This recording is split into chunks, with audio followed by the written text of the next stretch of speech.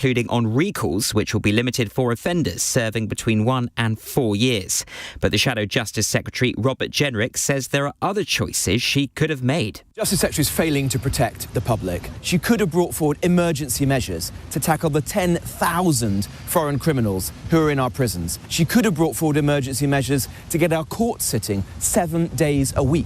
A drug dealer who killed his friend and a 7-year-old boy when his makeshift cannabis lab exploded has been jailed for 14 years.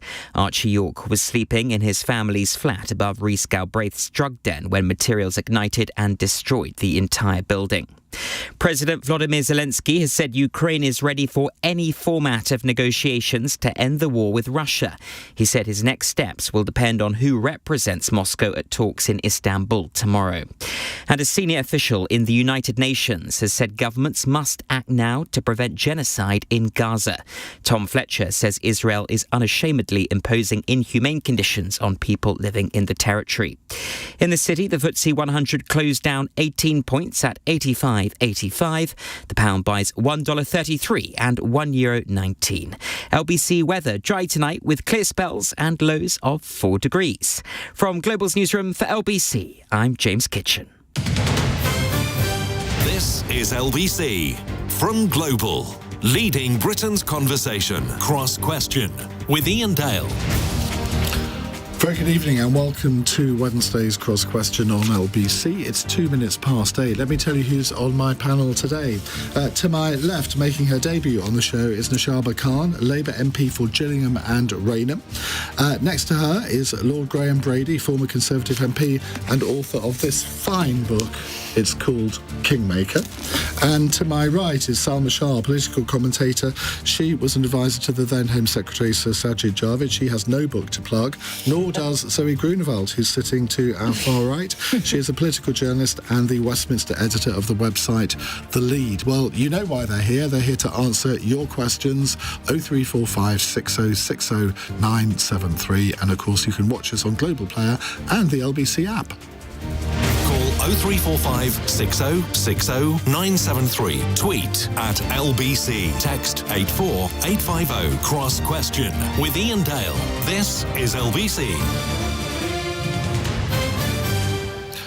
Well, let's start off with a text question from Josh in Swanage. Has the government just given most criminals a free pass? Salma Shah.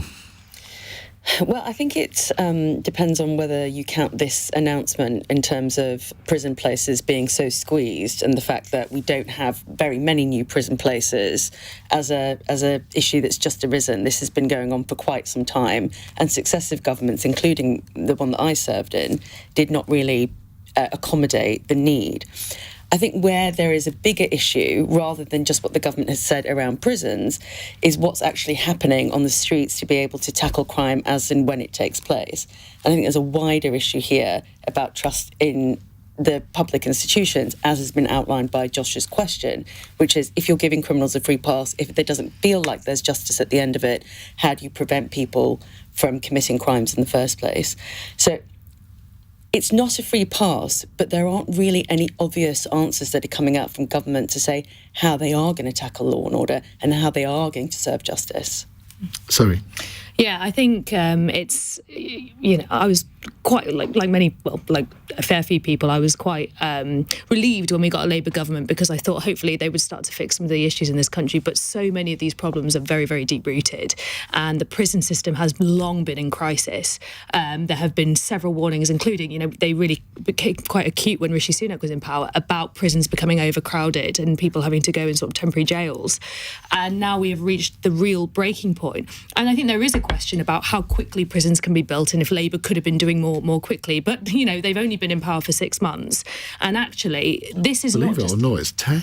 Yeah, it's 10. 10 months. 10 months. Yeah. I've been... So why haven't they solved it? Even worse, Ian. 10 months. And, there are lots of other issues that go alongside this, not just the fact that not enough prisons have been built, not just the fact that people have been going into prison facing longer sentences, but also the fact that when they come out of prison, the reoffending rate in this country, I think it's about 25%. Oh, it's far higher than that. Really? Yep. You're referring to a proven reoffending rate. Yes, okay. So when they go back into prison, is that correct? Yes. That you can see that's where the reoffence has happened. So it's a measure, it's a metric and a measure. Yes. But I think, I know I don't want to be rude and cut across you, but I think the issue here isn't about whether Labour came in and, something was going to be hunky-dory after the Conservatives. They knew what the issues were. They had been shadowing the government for a long time, and there doesn't seem to be a real clear proposal about how they want to deal with it. The government you served under was in power for 13, 14 years and left it in a terrible state. The prison system has been absolutely appalling. I have to correct you there as well. And there were several warnings from civil servants, successive ministers. The downward trend in crime pre-2015 was consistent. And what you then ended up with was a rise in certain violent types of crime. Right. And in order to try and catch up with prison places and a general disintegration in the economy, which I'm sure there'll be lots of people that tell you, there'll be rises in crime, petty crime, crime with shoplifting, things like that. We do have two other panellists that we need to add into the conversation. So shall we do that? Naushabah Khan. Well, I think it's a really interesting question, and I think it's been really interesting to just hear some of the debate there, because if we look at some of the figures, so let's just take prison places as a starter. Under the previous government, which was in power for 14 years, 500 additional prison places were built. Under the previous Labour government, but that came before that, it was close to 27,000. So you can see the comparisons, that the capacity was just not happening. And yes, some of you are right. I think there has been a degree of, we were able to see some of the crisis that that awaited us before we came into government, but not all of it. And I think there has been some things that have been exposed to us since that have been huge challenges. And let's not forget, when we came into government, hundreds paces at some point from having a completely at capacity prison system. Now, I think the one thing that hopefully maybe we can all agree on as a panel is that prison places alone is not going to solve this situation, and we've got to have that wider strategic review. And that's why the sentencing review, which is coming in later this year, is going to be really key to this. But the government has committed to looking at prison places. It has to be part of the solution. And we also do have to tackle crime, and that sense that people don't always feel that crime is being tackled. I was a local councillor for a number of years. It was the one thing that came up all the time when I was out on the doorstep. That sort of journey about whether people felt a sense of, whether they felt that the system was working, broke a long time ago. And it's going to take quite a bit of work to get that up and running again. But the right thing has to be looking at prisons, looking at our police on the front line, and then looking at this system overall. But do you agree with Josh's question that a lot of people will think that criminals have been given a free pass by one or two of the measures that Shabana Mahmood announced today? Well, the key thing that we've got to look at here is that the most serious of crimes will still be prosecuted and followed through in the right way. The bit where there is a bit of change is, again, that place around recall, and that's been reduced down to 28 days for some criminals.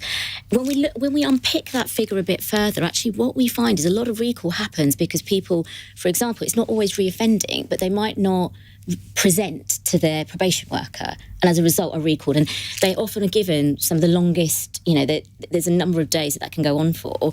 So limiting it to 28 days and also having some flexibility in that system, which Shabana has also stated will still happen. So if, for example, new information comes forward about a particular offender that means that no longer is fit for purpose, that 28-day recall limit, or there is a serious crime that has been questioned, then absolutely they will have to go through the right process. We had a caller at the end of the last hour whose son was murdered at the age of 18, and the murderer was out on licence and he missed 8 probation appointments and wasn't recalled. That's where the system lets people down, isn't it? What do you say to somebody in that situation where it could have been avoided had he been back in prison? And I think this is where we've got to get much better at keeping abreast of what is happening. So I would argue that if you've missed 6 of your probation, that you should be, that counts as a course to do something further. Should have a bidding war, because I'd say 2. Anyway. But I think Graham Brady. You got me in. I'm going to go for one there. I think you set these rules, you set the terms on which people are released early from prison. Those terms surely have got to be met. And I think that so many people in the public are just baffled by some of these things that have gone on for a long time. But, the number of offences that people can commit and be prosecuted sometimes before they actually end up in prison is astonishing as well. I mean, you get lists of 20-odd offences where people simply have carried on offending. Clearly, there's got to be a point where some punishment is given that bites. But you have to have the resources within the criminal justice system to enable that to happen. And I think where Zoe and Naushabah are absolutely right is that over the last 15 years or so, that hasn't happened. Yeah. And the probation service is in a complete mess at the moment. Police say they haven't got the resources they need. The prosecutors say they haven't got the resources they need. The prison system hasn't got the resources. I mean, how can that be after 14 years of government? Well, of course, I know you weren't in government, but you were supporting that. I would say 9 years of Conservative government. Clearly the thing about this is it is largely predictable. You can see how many people are in the system, you can see how many people are likely to need prison places at the end of it, and there's no excuse for not providing for it. But they weren't provided for. But this is a system approach then. So actually just talking about prison places by themselves is not going to solve this. This is a system approach. And, we always talked about early intervention. And, there was things that the Conservative government implemented, like youth endowment funds for early interventions, and created charities so that you could get in there. And the one thing that I haven't heard mentioned is talking about reform either, because it's no good sending someone to be punished for them to come out and be in the same life that they were in previously. And so the thing that sort of shocks me is that we know that this isn't just about a numbers game. We know that crime is going up. We know that different types of crime are going up, and it is pressured by difficult economic circumstances for a lot of people as well. If you think about shoplifting, for example. But we're not taking a whole of system approach. And I don't know how you solve anything if you don't break a pattern. I disagree with that, because I think that is absolutely what the government is looking to do. But we've had to deal with an immediate crisis that faces us on the doorstep right now, right here. It was one of the first things that Shabana Mahmood had to announce when we came into government, because we were at such a critical crisis point, something we didn't know before the election. But this is the third critical crisis point in 10 months. But there is a sentencing review that is coming forward, as well as a look at reoffending, because I do agree with you, we do need a whole system approach. But unfortunately, for the last 14 years, we've had every bit of the system crumbling, whether that be the probation service, whether that be the courts, whether that be the prisons, the whole thing. Now, to rebuild that, it's going to take some time, and it's got to take some thought, and it's got to happen the right way. So, Zoe, I should say that the LBC fact-checkers have fact-checked your 25%, and you were wrong. It's 26%. Oh, okay. Thank you. If you'd like to apologise for a grievous mistake. About 25%, although they can fact-check that as well. I was actually going to make a point about reform before I was cut off, because I was going to say that actually this is the example of what happens when you continuously defund services across the system. So people come out of prison, they don't have adequate housing, they can't find jobs. There are not enough companies offering opportunities to people who have been in prison. There are several really good ones, but there aren't enough, and people really struggle to get their lives back on track. As we said, there's a problem with the probation service, there's also backlogs in courts, there's backlogs with social care, all these kind of things that people need the support when they come out of prison. So a lot of people end up reoffending again. And the same goes on the other side of the system. People go to prison often because they've come to an acute crisis in their life, whether that be through drugs or poverty or whatever, and there needs to be support on either side. This is a very kind of acute example of what happens when society breaks down and those services aren't funded correctly. Well, and this is something I think that's been going on for decades, not just over the last 14 years. I remember back in 2004 meeting somebody who had come out of prison for drug offences. He was in a drug rehabilitation unit. I then met him coincidentally in Sainsbury's 6 months later, and I said, "Oh, how's it going?" And he said, "They've put me into a hostel where I'm sharing a room with a drug addict." Yes. And you think, well, I would talk about joined up government, and you think, well, if that happens to one person, it'll be happening to lots of others. Exactly, and you can build more prisons, but if you're not sorting out the issues that get people in that situation in the first place, then you're going to just find it's a revolving door. You know, and you are right in that prisons, we do need more prison places. There haven't been enough prisons built, and there is an acute crisis right now. But there has to be a wider look at this system in its holistic whole.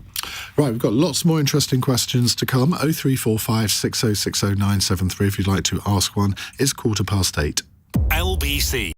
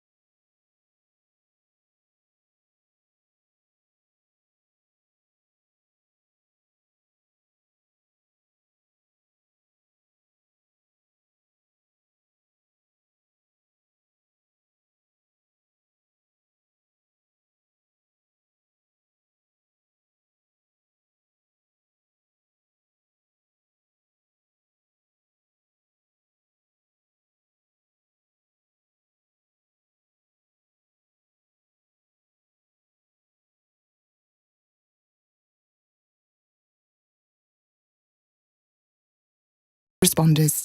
Cross Question with Iain Dale on LBC. 17 minutes past 8. With us in the studio is Lord Brady, Naushabah Khan, MP for Labour, Zoe Grünewald, political journalist. She is the Westminster editor of the website The Lead, which is what, Zoe? You ask me this every time. Well, I do, because a lot of our listeners won't know. I never have a snappy answer for you. We are a new progressive publication. We have different kind of regional and local offshoots as well. So we do local journalism. We have the Bolton Lead, the Blackpool Lead, the Southport Lead, the Teesside Lead. So if you live in any of those areas... It's a bit northern. Yeah. It is a bit northern. It's jolly good, I'll tell you that. Come to the south? Yeah. We'd love to have you as well. And Salma Shah is here as well, political commentator. Right, let's go to another question. It's Stephen in East Grinstead. Hello, Stephen. Good evening, Ian. Good evening, panel. Following Rupert Lowe's venom towards Nigel Farage and his party, is Reform UK a nest of vipers? Now, the now independent MP, Mr. Lowe, of course he was a Reform UK MP, has said today that his former party leader, Nigel Farage, is, quote, no leader, he is a coward and a viper, and that he must never become Prime Minister. Lowe has accused him and Reform UK of a brutal smear campaign after the Crown Prosecution Service confirmed it will not bring charges in relation to accusations of verbal threats. Graham Brady.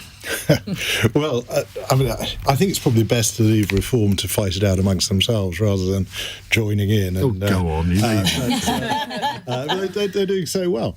And I suppose it's starting to a little bit like a one-in, one-out policy for Reform MPs, and that's fine as long as they can keep that up. Obviously, they had 5, they lost 1, they just gained another 1. We'll see how long it is until they lose one of those.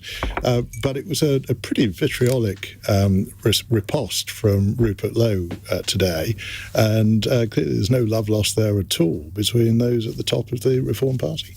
Would you welcome Rupert Lowe into the Conservative Party? It's not my job to welcome. No, I welcome all sinners who repenteth.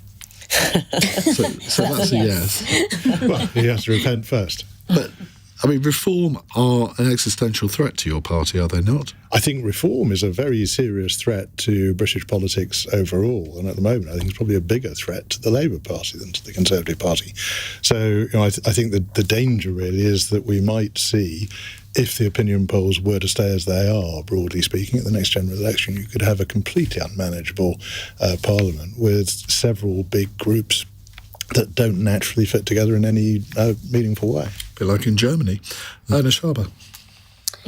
I mean, do you want to know if I agree? Well, I want you to answer the question. I mean, look, I think Reform UK are clearly having their own internal battles. I don't wish to necessarily comment on either of the two individuals that are sort of doing this. Nigel and Rupert, I've never massively been fans of either, if I'm honest. But they're clearly having their own issues. It's a massive shock. Does it? Are you surprised? But what I will say is I do agree that, of course, reform does present a serious political, I suppose, threat in some ways, but also an option now in a way that perhaps they haven't done previously. And we've got to really carefully think about what they're saying, what they're doing. And it creates huge waves across our political kind of makeup and how we've sort of done politics for a number of years in this country. I certainly think they are a huge threat to the Conservative Party, but I don't necessarily take lightly the fact that they will also be a threat to the Labour Party as well. Because if you look what's happened in your county, the county where I live, I mean, in the county council elections, 57 out of 81 seats, which must admit, I was quite surprised by. And all of those seats along the North Kent corridor, that they go, if there's a Labour government, they tend to go Labour. If there's a Conservative government, they tend to go Conservative. I mean, it's too early to work out what would happen, but you must be concerned in a seat like yours. So my seat, I mean, in terms of the council, is represented by Medway. So we didn't have elections this year because we're the only unitary authority in Thank Kent. We're the only unitary authority in Kent. But obviously, having seen the results in Kent, I'm not going to suggest it wasn't concerning. I know a number of people who were really quite shocked, actually, by the scale. Actually, as you've just outlined there, I think people were expecting there to be a shift change, but the scale of that and how quickly that happened. It was interesting because I think now it is about looking at reform on their record. And we were listening to the new leader of Kent County Council. I know what you're going to say.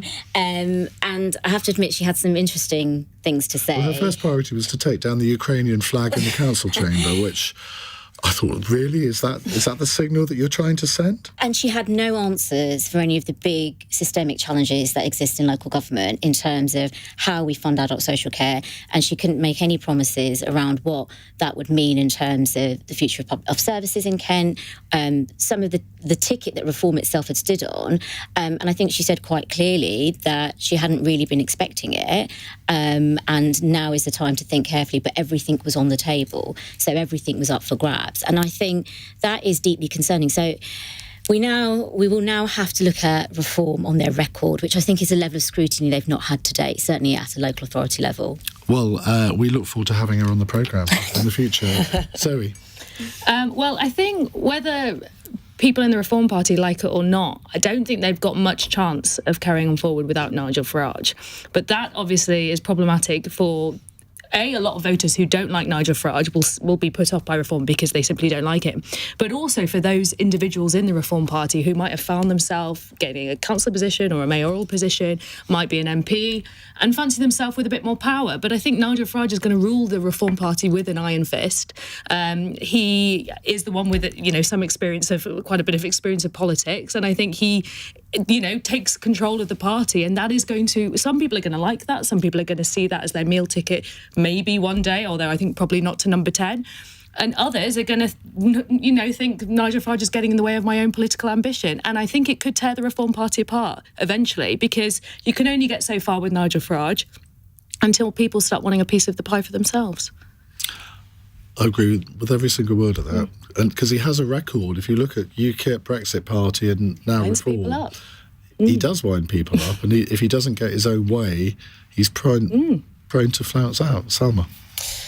Well, just to address Steve directly, Reform being a viper's nest is no different to any political party. Look at any history of kind of what's happened. I mean, the Kingmaker over here will remember how many letters used to go in for every Prime Minister every time there was a slight blip. I mean, far fewer than most people thought. The Labour Party couldn't keep the numbers, if you like. Come on. So, the Labour Party couldn't keep themselves together under Jeremy Corbyn. There was a whole splinter group that formed out of that. So, is reform any different to politicking in general? I would argue not, but every political party has a different flavour of difficulty, I think, in terms of parliamentary management. And I would say that the challenge here for reform is that they're small and, cannot keep it together. So there doesn't seem to be this mission that drives you forward that usually creates this band of brothers, or however you want to term it. And their whole shtick now is to show that they can professionalise and that they can take executive power and do something good with it, or something different, which is what they were elected to do. So I think it's inherently, to use sort of corporate speak, a bit of a brand risk for them. And it just depends on how much Rupert Lowe is actually willing to keep carrying on with this, because clearly he's personally hurt by the way that this has gone down. But they also need to decide in what direction they're going to be pointing. Right. Are they going to be a high-spending, high-tax party that campaigns for more benefits? Are they going to be a party that wants more fiscal conservatism? We just don't know. Their manifesto last year tended to suggest a more leftward pointing economic policy. Certainly not on the NHS, though. I mean... That might be changing. Right. Well, the Liberal Democrats get away with facing two ways in different parts, or at least two ways in different parts of the country, I suppose, so why shouldn't they?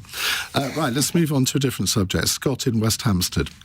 Sir Keir Starmer said in Parliament today that the humanitarian situation in Gaza was intolerable. What urgent action should Britain take to help prevent the remaining 2.1 million Palestinians from starving to death? Now, just by way of background to this, the United Nations-backed Integrated Food Security Phase Classification has warned this week that there is a critical risk of famine in Gaza because of an Israeli blockade on aid entering the territory. Naushabah, let's come to you first on this.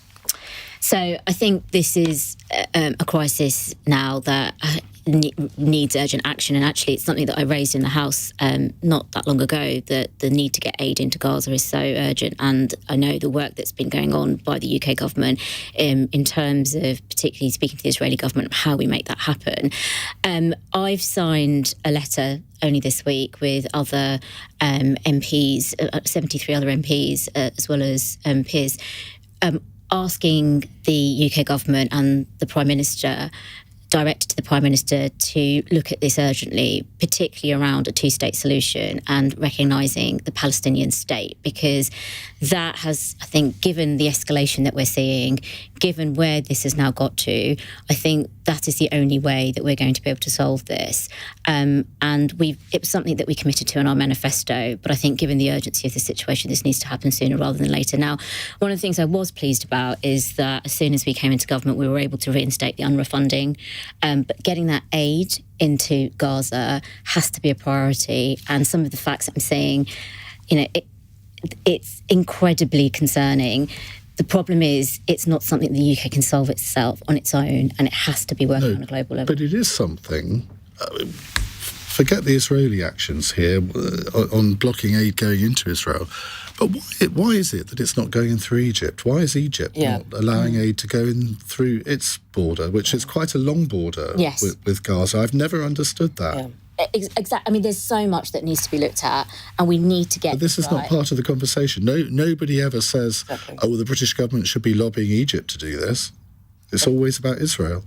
Well, I think we've got the direct challenge that we're seeing through Israel, so we've got to carry on putting that pressure there. But actually, I think given where we're at now, given the kind of, I'm sure we've all seen the footage that's coming through, the starvation that's happening. I think we've got children that are going blind because they're so malnourished. My biggest fear at this point is that there is not going to be a Gaza left. So I think we've got to do something urgently about this. And I'm pleased that the Prime Minister has said what he said today. I think we need to move a bit faster on some of this. Well, I was in Israel and the West Bank back in February, and there was a lot of talk about a viable two-state solution. There was a lot of talk about how things could be moved forward to that point. But the bottom line was, until the internal security in Gaza is solved, which means removing Hamas, you can't make that work. And the positive steps in the Palestinian Authority in the West Bank, what they would like to do, but they're dependent on I guess ultimately getting to the point where you can have some kind of viable security system guaranteed by others, which might be other Arab countries. But we're a very, very long way away from it being possible, and the neighbouring countries aren't going to go in there while it's still an active war zone with Hamas still largely in control. And people don't want to give the aid. I suspect the Egyptians don't want to give the aid, partly because they don't want to give it to Hamas. Salma. Well, Iain, I actually agree with your point entirely, or I concur with the sort of sentiment behind it. This is a really serious humanitarian. It's appalling. It's appalling what's happening, and this isn't a question about the security situation, because there is justification in Israel's actions for its own protection and security. But this has gone beyond the pale, and I really, honestly, do not understand why the question is always about what is Keir Starmer saying, because we as a UK entity are essentially powerless in the region to be able to change it. The only Western power that has any direct influence is the US. So I think we should push the question back and say, what are the regional actors doing in this situation? President Trump's just been in Saudi Arabia, managed to sign, trillions of dollars worth of deals. He's now sort of saying that he wants to sort of normalise what's happening in Syria. Is there no way that there could be some kind of accommodation made by those regional actors that do have the support of Trump, who is trying to normalise that situation, where they can make a difference? It is going to require some kind of pressure, but it can't be down to the UK solely. And the regional actors need to push for that normalisation and get the US on their side, and not for it to be split down tribal lines, because it's not just intolerable, it's unbearable. Sorry.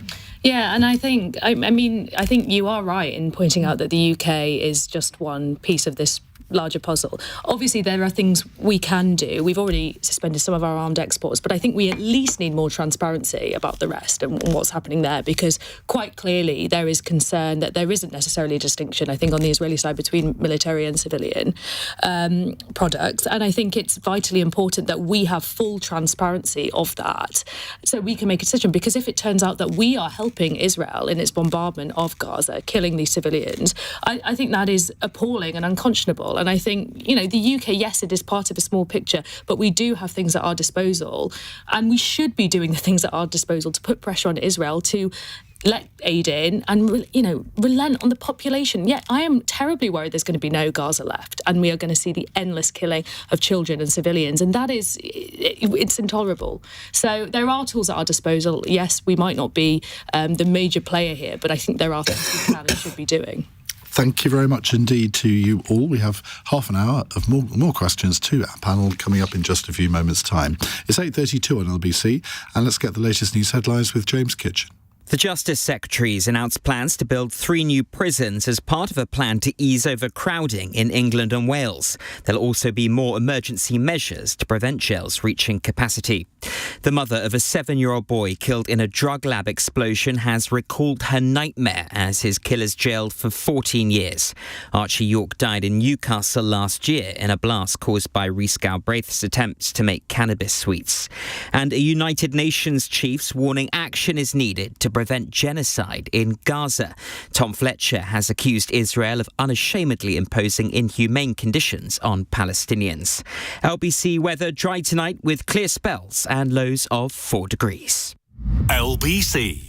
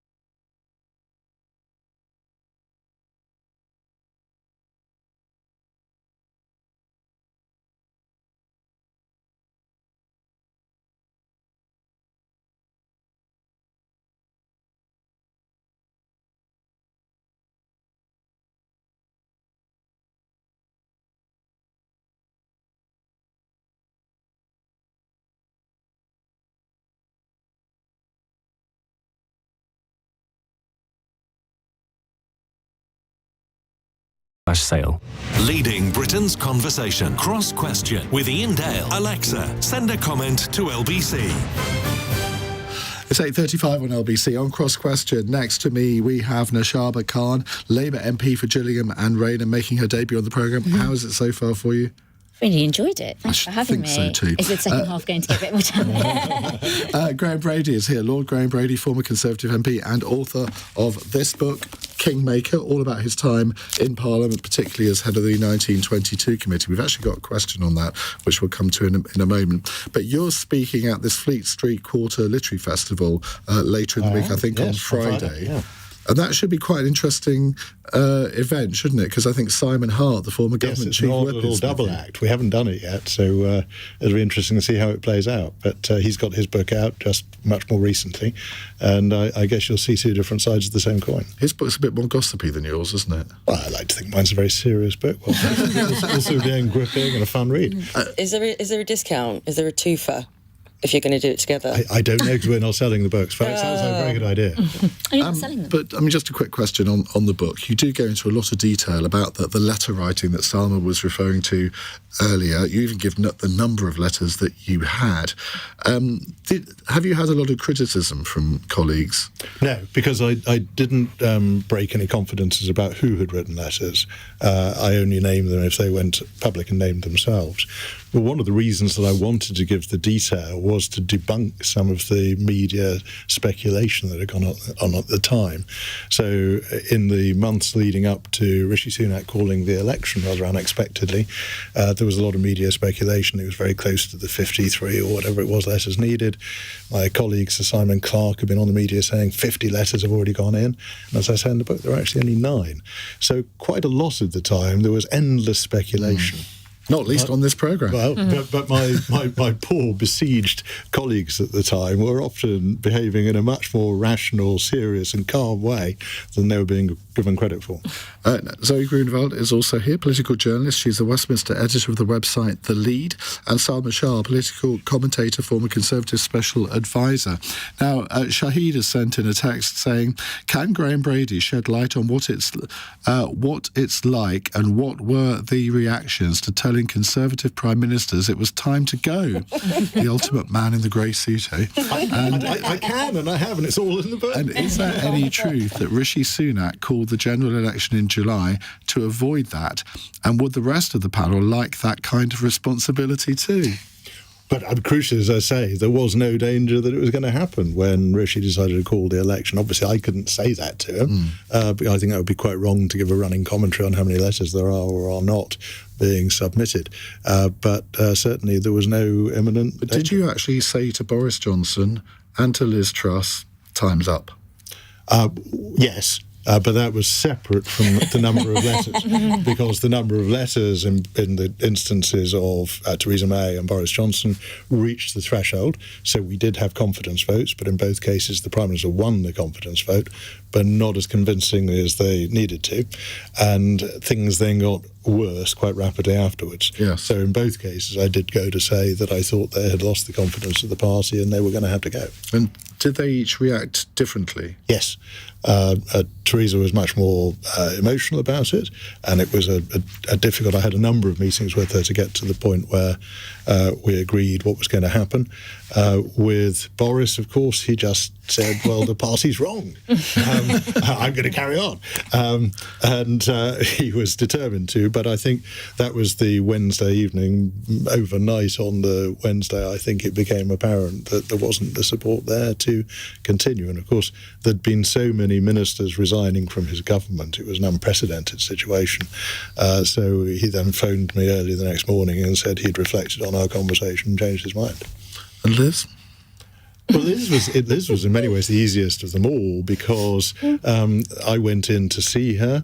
She asked me 2 questions. She said, how bad do you think it is? I said, I think it's really quite bad. She then said, and do you think it's retrievable? And I said, I'm afraid I don't.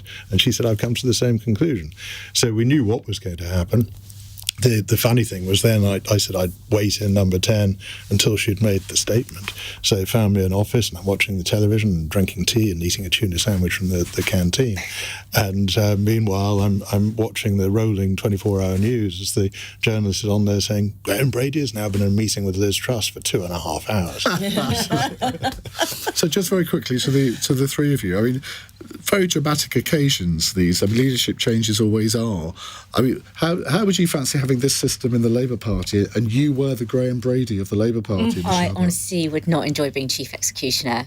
I really don't think it's my style. I think I much prefer being on the other side of things. But I have to admit, I always watched,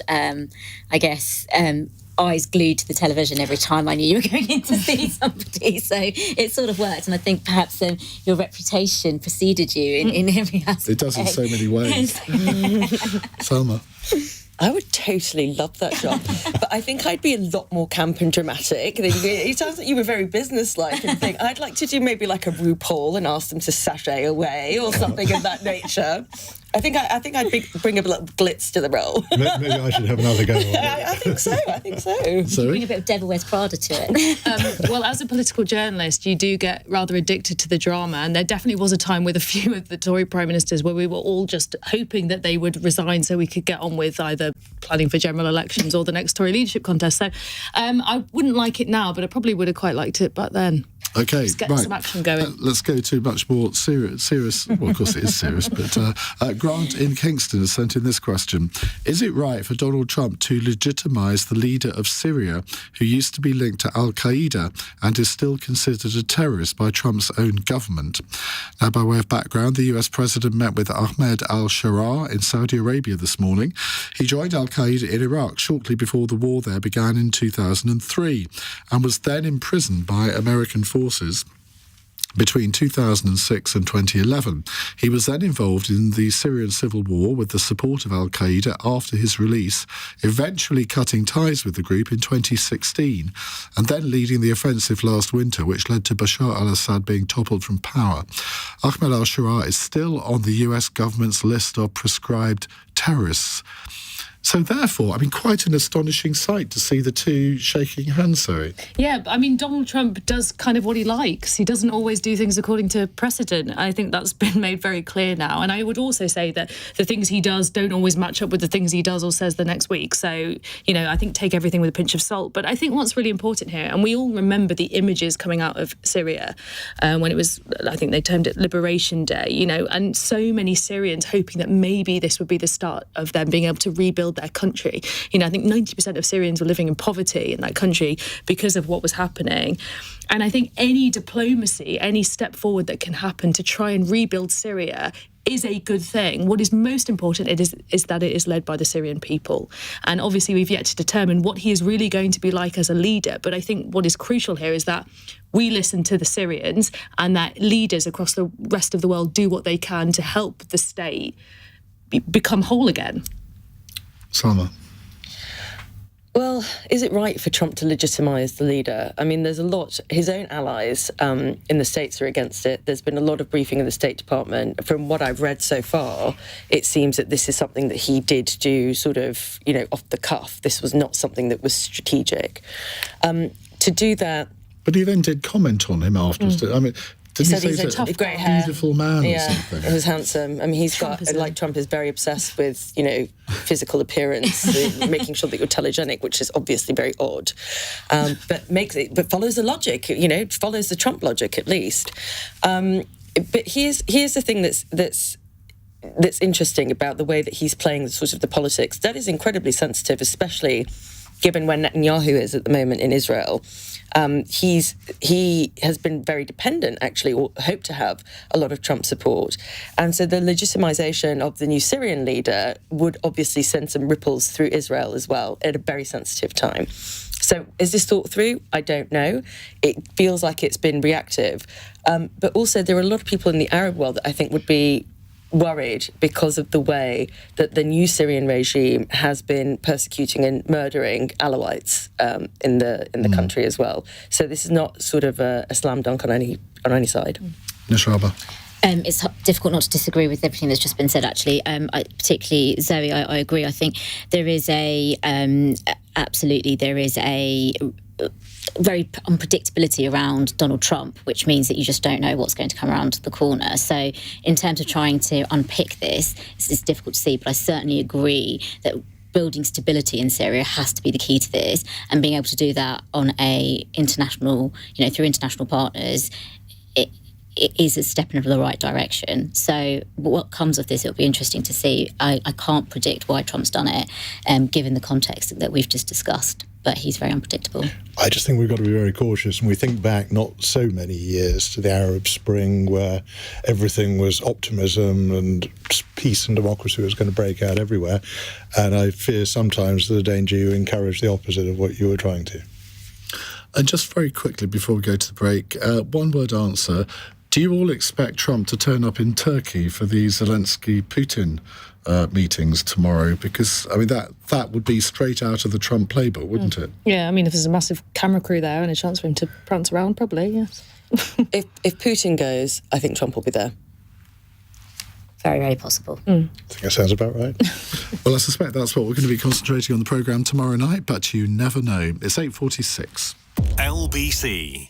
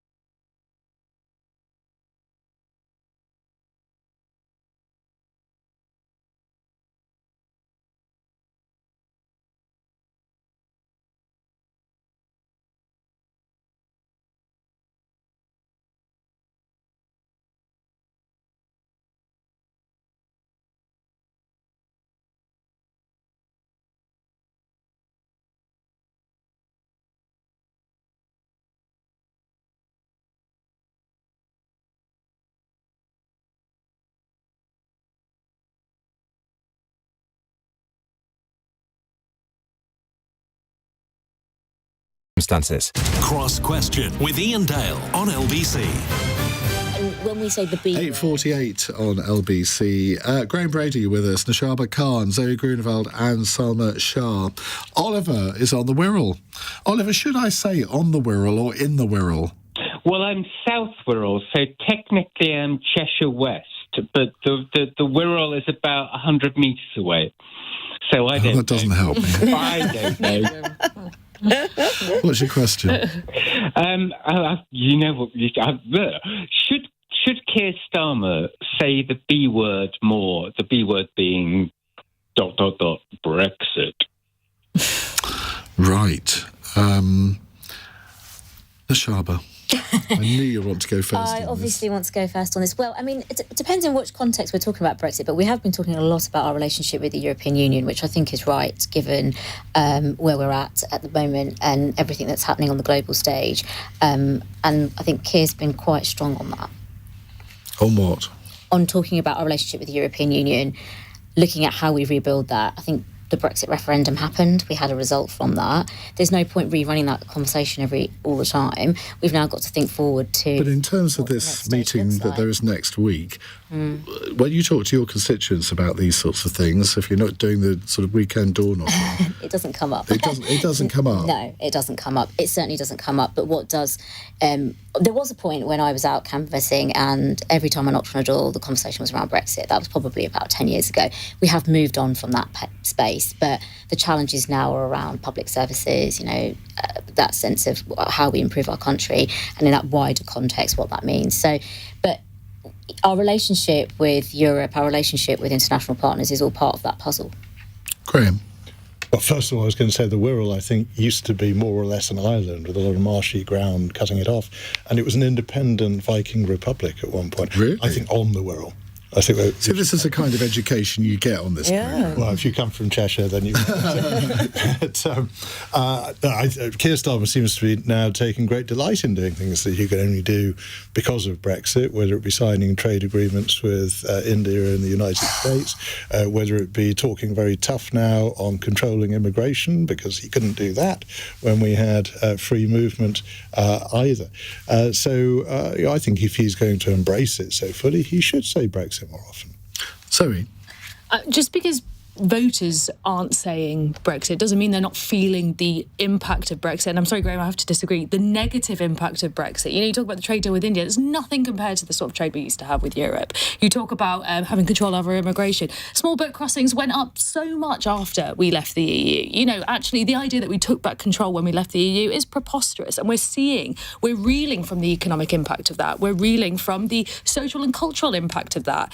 And I think Keir Starmer is doing quite a lot of things that suggest he wants a closer relationship with the EU without wanting to rehash the Brexit debate, which tore the country apart, upset a lot of people. People do want to put that to bed. But I think at some point we are going to need a lot of honesty about what we've lost having left the EU.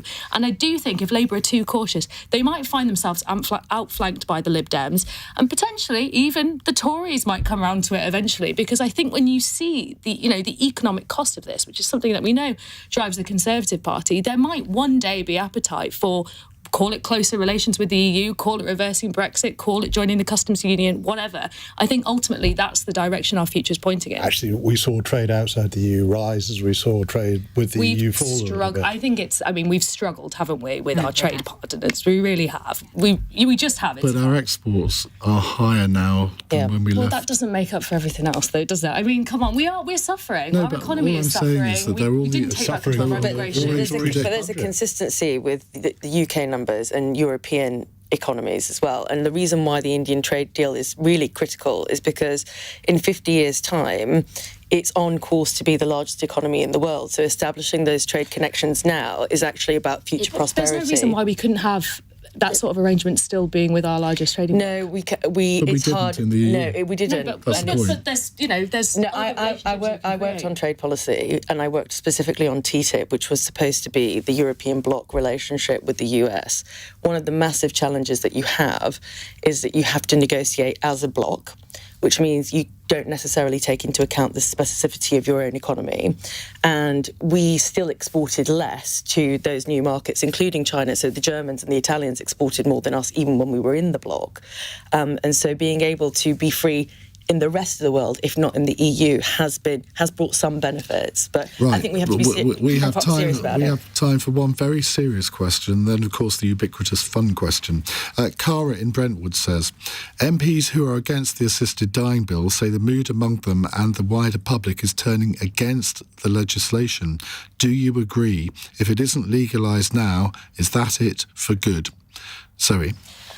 Well, I am pro-assisted dying in principle. I think it's important that people have the dignity and the means to take control of their death, just like they can take control of their life. But I think I share concerns that a lot of people share about this legislation, which is that this legislation only works if all the safeguards in place are strong enough and the palliative care system and the wider NHS is strong enough. And I think we're at a time where people, and we discussed this at the beginning of the programme, just don't really have trust in the institutions that are supposed to protect them in this country. And I do worry that if this legislation doesn't pass, we might have missed our opportunity for some time. But that doesn't mean we should pass subpar legislation that people aren't happy with and that could potentially put people in danger. I'm in really two minds about this. I think it's really important that we have this opportunity, but I just worry that the safeguards are not there in place. And I'm not sure, I'm worried that this legislation has been rushed through and that certain things have not been properly thought out. Salma? No legislation is always better than bad legislation. And I don't think that this is just, you cannot take such a significant change in the way that our society is structured and try and push it through, because the question is now or never. The question is good legislation or bad legislation. It's interesting that the Scottish Parliament have passed a version of this bill, and with quite a big majority. And we can't surely get to a point where it's allowed in Scotland and not in England. This is why I've got nothing against devolution, but on this sort of thing, surely it's something that should apply to the whole of the United Kingdom. Well, yes, and I would argue that that be the case too, because of the unintended consequences of people trying to travel across the border. Because what are you going to do? Put checks up, against Scotland, or what the requirement is going to be? But you do have another comparable example in terms of Switzerland and people going there to have, assisted dying. So I think there would have to be some protections in a home nation. Graham? I agree with what's been said. I agree even with Zoe's characterisation of it, that in a sense I always thought I was in principle in favour of a change in the law, but every time I've looked at specific proposals to change the law, I haven't been satisfied that the safeguards are sufficient. And of course this does come round again. If they throw it out now, there will be another opportunity in a few years' time, or in 10 years' time. And it may happen at some point, but certainly we shouldn't legislate now without the right protections in place. Naushabah? Well, before I was elected, I had given this some thought, actually, because the debate was happening, and my view was that I would go in and I would vote in favour of the legislation. But actually, I voted no first time because of everything that's already been said on the panel in terms of the safeguards, and that sense that I had to look at this as a legislator, not just as, and obviously I heard some really powerful accounts, and it was possibly one of the most difficult decisions I took, and I really wasn't even certain until the last moment on exactly how I was going to vote. But in the end, for me, it became a matter of, I want to ensure that if we are going to pass legislation this significant, that we are going to do it well, and that I feel confident that the changes that as a legislator I'm going to push through are not going to have an adverse impact in the way that they might be able to on particularly some areas. So for me, that's why I voted no. Now, obviously, I'm following this really closely through Parliament, and I will be listening to the debate. We have a sitting on this on Friday, so I'll be listening very carefully to everything. It's very interesting because I don't think we've had a panel so far during all of this discussion where all four panellists have basically said the same thing. But maybe that's a straw in the wind. I don't know. Right, let's finish with our fun question from Sam in Leeds. New research has revealed the average cost of a pint around the different parts of the country, from an average of nearly £5.50 in London down to just over £4.20 in Wales. Given a trip to the pub now requires shelling out a decent amount of cash, which one pub would you like to celebrate and tell everyone to check out? Salma, are you a pub goer? Well, I used to be until I foolishly had children. But there is a pub just around the corner from the studio here, which is a bit of a Westminster institution, and it's called The Speaker. And it's had a little refurb recently, but it's one of the sort of sweetest, quaintest pubs that I think you can get around. And smallest and tiny, yes, very exclusive. But it's still got a really good vibe to it. I mean, I haven't been there for years, but there used to be a brilliant bartender there, and he would keep you in good spirits, and everybody was a little community in that pub many moons ago. I always like going there. I used to work in a pub, little known fact. Sorry. I am going to not do one in London because of the price of pints, which was already pointed out, but I'm going to go back to my uni days. I'm going to shout out the Hallamshire House in Sheffield, which is a fantastic pub, not just for students, for all sorts of people who frequent Sheffield. Cheap pints, or maybe they're not so cheap anymore, but they were when I was at university 10 years ago. And they also do little Himalayan dumplings. Delicious. Well, who knew? Yeah. Well, they do now. Naushabah. So I'm going to pick the Star, which is in my constituency, largely because I spent a great deal of time in the garden there during the general election. It's very nice and sunny. Obviously, I was out knocking on doors, but when we took that momentary break. But I also remember a time back in the day when I was still at school, I think, and just finished my A-levels, actually, where I was dressed as a Powerpuff Girl and in the garden there. Oh, what? So a Powerpuff Girl. Which one? The green one. I can't remember their names. Straight It's over my lost head. on you, isn't it? So for some reason, it always comes up. Whenever I think of a pub, that always comes up, that image. Graham. Well, if I was still an MP, I would plug the railway in Hale Village in my former constituency. As I'm not, I'm going to plug the Devonshire near Piccadilly Circus, which is a brilliant venture that was set up by somebody who was born in my lived in my constituency, and I know his dad. That is a good pub. And why not? Well, I'm going to go down the same road as you, Zoe, and pick one from my university days, which unfortunately weren't 10 years ago, 45 years ago. 40 maybe. Maybe I'm doing myself an injustice. The Louis Marchese in Tombland in Norwich, and just down the road, the Lawyer. I have no idea if either of them still exist. Let's hope. But I spent many a happy hour drinking Pernod and Blackcurrant. Great names.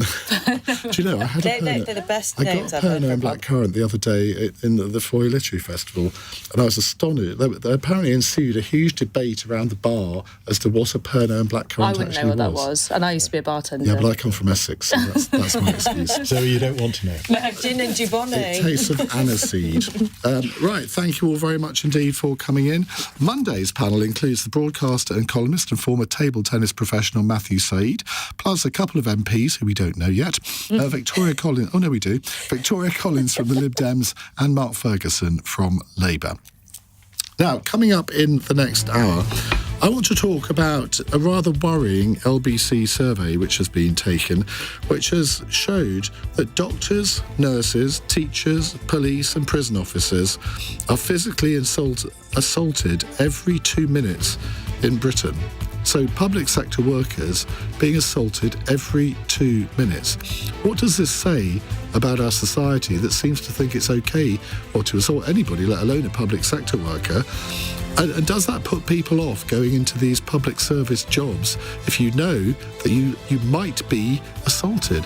The one that always gets me is ambulance people. I mean, why on earth would anyone want to assault somebody who works in an ambulance?